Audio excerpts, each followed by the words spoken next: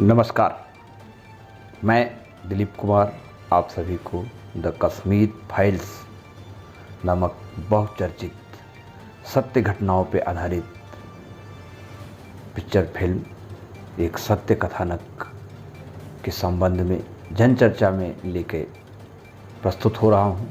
और आज हर बार की तरह फिर से योगेश्वर सिन्हा जी हमारे साथ जुड़ के फिल्म के कथानक के साथ भविष्य और किस तरह से घटनाओं का इसका संबंध है और वास्तविकता के कितनी करीब है, उन सारी बातों को अपने शब्दों में वो आप सभी को सुनाना चाहते हैं, बताना चाहते हैं। और चूँकि ये मूवी बहुत ही समय से निर्मित की जा रही थी और इसके डायरेक्टर माननीय श्री विवेक अग्निहोत्री जी ने बहुत ही अच्छा काम किया है। सच को सामने लाने का जो साहस किया है, जो सच को दिखाने के उन्होंने प्रयास किए हैं, वो हमारे समाज के लिए बहुत ही ज़रूरत थी। समाज का हर तबका सच को जाने, कोई जात धर्म से इसका संबंध नहीं होना चाहिए। जो गलत है वो गलत समाज को पता चलना चाहिए और उसमें सुधारवादी सोच होनी चाहिए। इन्हीं सब बातों के साथ अब मैं माननीय सिन्हा जी का स्वागत करूंगा और चाहूँगा कि वो अपने तरीके से इस फिल्म को किस तरह से देख रहे हैं और भविष्य में इस फिल्म के क्या अच्छे परिणाम देखने को मिलेंगे, उन सब बातों पे एक छोटी सी चर्चा आपको प्रस्तुत करें। नमस्कार, मैं योगेश्वर सिन्हा जनचर्चा में आपका स्वागत करता हूं और आमंत्रित भी करता हूं। आजकल एक कश्मीर फाइल करके मूवी काफ़ी फेमस हुई है, उसके बड़े चर्चे चल रहे हैं और उस पर बहुत लोगों का आकर्षण बना हुआ है। मित्रों, मैं इस मूवी को एक दूसरे आयाम से देखता हूँ। यह सिर्फ एक मूवी नहीं है, ये किसी कथाकार की कथा नहीं है और न ही किसी इतिहास के अनसुलझे पहलू को ये सामने रखा है। यह एक सत्य घटना है। इसको मैं एक दस्तक के रूप में देखता हूँ।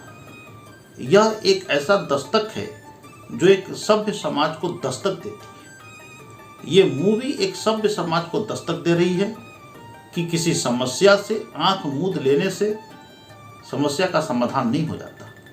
वो समस्या आगे चल के सुरसा की तरफ मुंह पाकर खड़ी हो जाती है। यह मूवी एक सभ्य समाज को एक दस्तक दे रही है कि छद्म धर्मनिरपेक्षवाद को पहचानो, छद्म गंगा जमुनी तहजीब नारे को पहचानो, छद्म भाईचारे नारे को पहचानो।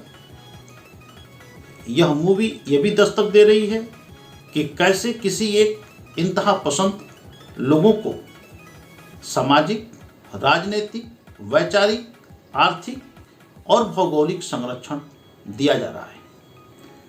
और सिर्फ यही तक सीमित नहीं है, इस मूवी का एक और आयाम है जो अपने आप में अजूबा है।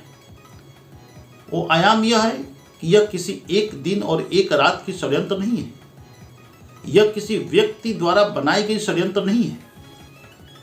और तीसरा यह है कि ये मूवी भारत सरकार के विदेश नीति को गवर्न करने में काफ़ी सहयोग प्रदान करेगी।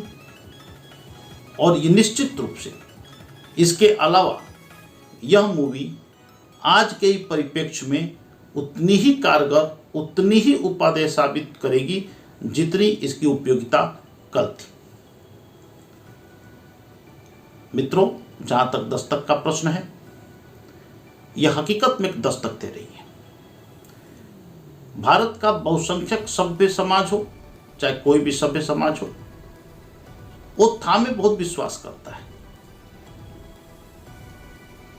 अफगानिस्तान में था, पाकिस्तान में था, इंडोनेशिया में था, जावा सुमात्रा में था, यहाँ तक कि कश्यप ऋषि के कश्मीर में भी था।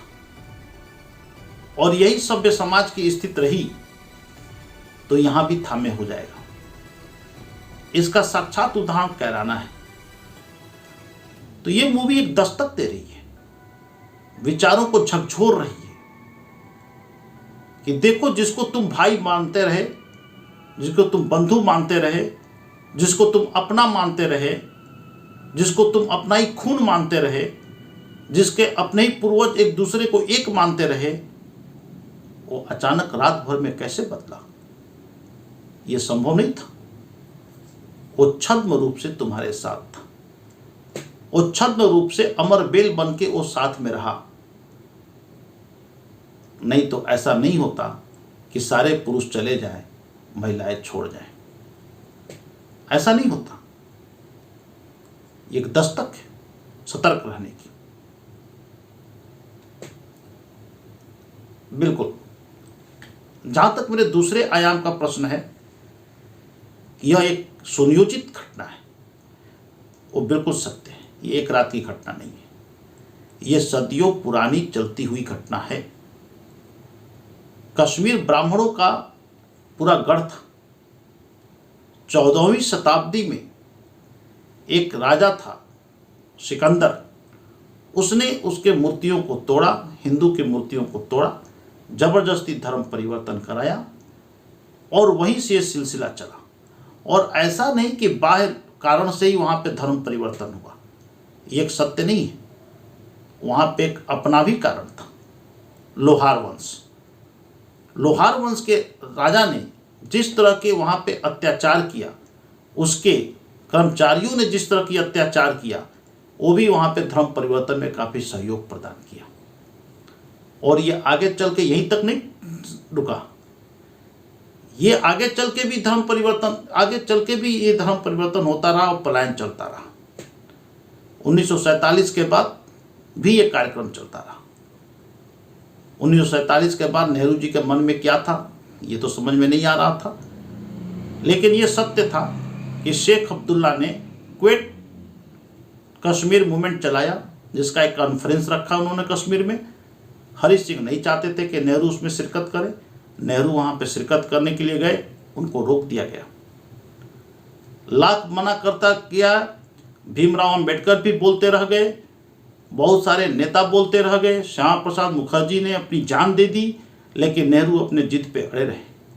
नेहरू ने अंतोगत्वा येन केन प्रकरण 370 लागू करवा दिया, 35A लागू करवा दिया, जिसका दुष्परिणाम एक देश में 2 विधान, 2 निशान और 2 प्रधानमंत्री बने, जिसकी परिणति श्यामा प्रसाद मुखर्जी की हत्या देकर के हुई।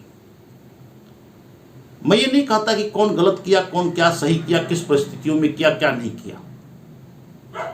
कश्मीर पे जब कबालियों ने युद्ध थोपा तो सेना जल्दी नेहरू ने तैयार नहीं हुए भेजने के लिए, और माउंटबेटन के सलाह पे पहुंच गए यूएनओ में। यह भी अपने आप में बड़ी मजेदार बात है। और यहीं तक मामला नहीं थमा।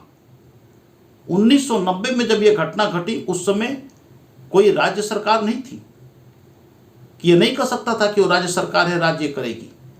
वहाँ पे राष्ट्रपति शासन था, जगमोहन राज्यपाल थे वहाँ के, और केंद्र में वीपी सिंह की सरकार थी, और गृह मंत्री थे मोहम्मद सईद, जिन्होंने पीडीपी बनाई, जो आज उनकी लड़की चलाती है महबूबा जी।